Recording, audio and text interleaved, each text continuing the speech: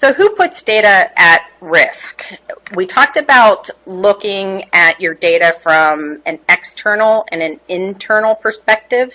So you want to do a couple of things. A, where is my sensitive data derived from? What portions of it are internal, such as employee benefit plans or your ADA required documentation, and what parts of it are external? Are you involved in an industry that transacts data or does transactions with sensitive information so that it falls under that category anyhow?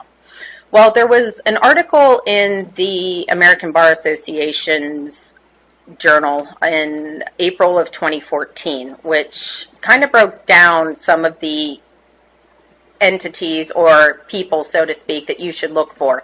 Again, this relates directly back to social engineering. So here we have the security softie, one who knows very little about security, and really this relates to telecommuting quite a bit. So you might have a laptop that you're allowed to use for telecommuting purposes. You don't have a separate password on your laptop for individuals to access, because as you know, sometimes you can have more than one user on your laptop. People who are unaware of security issues typically either A, don't have a password at all, or B, use the same password for everyone to access that computer. And that's where the vulnerabilities come into play there. Another area is utilizing public Wi-Fi and not appreciating that devices such as a pineapple might be used. A pineapple is a device that's set up external to the computer itself, and it actually intercepts what's going on between the website as well as the end user. It's being infiltrated. So that's something you may not know it's occurring, but anytime you're in a Starbucks or something like that, that's just something to be very cognizant of, especially if you are reviewing very sensitive information. Next is the Gadget Geek. The Gadget Geek is someone who I alluded to earlier, someone who plugs a lot of USB drives into their computer or has phones and so forth that they're constantly plugging in to charge.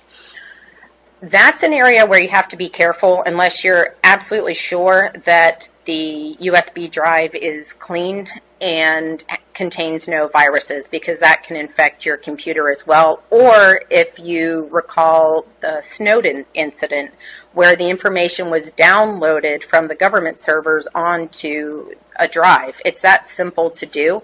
And so you really need to make sure that you know who is accessing your servers and firewalls and all of the other hardware associated with your cybersecurity.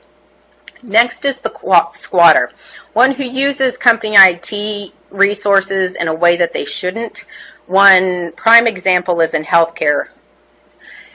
As long as you're on the treatment team in healthcare or the billing team associated with a particular claim, you have every right to access a patient's file. However, if you're accessing a file and you're not on the team, that's someone who's a squatter, utilizing technology in a way that they shouldn't and utilizing the data in a way that they shouldn't, because they're not authorized to access that data. Other types of industries also have similar provisions, but healthcare, it's very pronounced. And anyone who knows about the Britney Spears case, or there was a case at UCLA where a physician accessed some medical records that he was not on the treatment team for, that actually resulted in jail time. And the saboteur, these are the hackers. And what's fascinating about this is that there is, in fact, a rise regarding these types of attacks. I mentioned the CHS breach earlier, Community Health Systems. They actually identified an international body as the ones who extended the attack onto their systems. And right here, again, I'm going to go back to your data centers and where your information is located, because you can have different requirements of different laws internationally versus what we have in the United States. It also means that you have to read your contracts very carefully, because unless you in most instances, select that you only want your data kept in the United States. Whenever they do backups or failover testing or something, your data could wind up in Japan, it could wind up in London, or it could wind up in a BRICS nation such as India or South Africa or one of those countries as well. What that means is that A, you may be susceptible to additional fines and parameters. B, you could find yourself in international court, which you didn't think you bargained for whenever you were signing up for your data center. And C, some laws are more stringent even than the United States.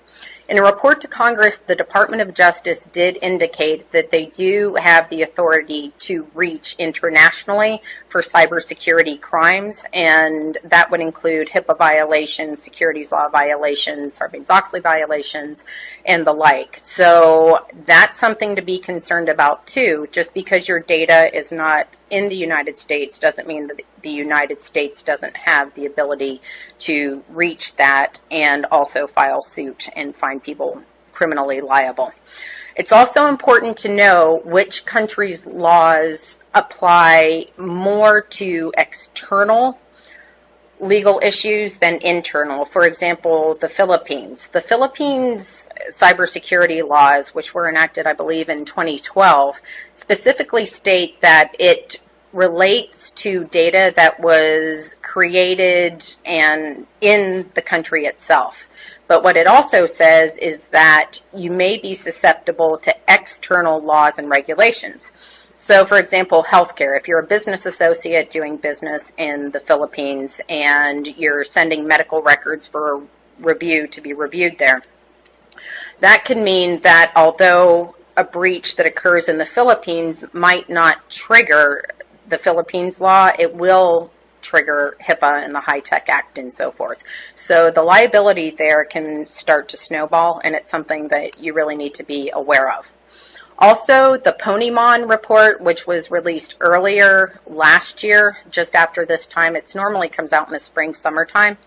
They also identified a rise of external hackers as being one of the lead causes of cybersecurity breaches, which is very, very significant. And again, if you're a publicly traded company, if you look at the Target breach, which I mentioned earlier, it took Target a very long time to recover from that breach in terms of their stock price. So the reason for that we'll get into a little bit later, and it's because of the damages that result when a breach of that magnitude occurs.